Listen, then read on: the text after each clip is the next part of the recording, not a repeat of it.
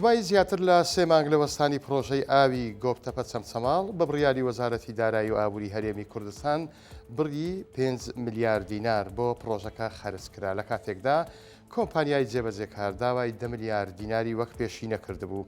لەگەڵەوەشدا بڕیارە سبەی کارکردن لە پرۆژەکە دەست پێ بکاتەوە. زیاد جاندار بەڕێوەبەری ئاوی چەمچەماڵ بە 964 بێت لە سەدا 6 کارەکانی ئەم پرۆژەیە تەواو بووە. بەهۆی نەدانی شایستەدارەی یەکانیشەوە کۆمپانیاکە کارەکانی ڕاگررت بوو.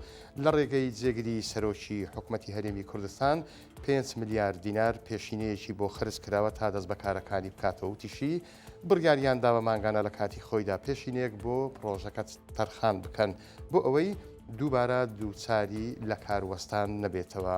بە قسەی بەڕێوەبەری پرۆژەکە کۆمپانیاکە لە جێبەجێکردنی ئەو بەشەکەمەی پرۆژەکە زیاتر لە 5 میلیارد دیناری خەرج کردووە.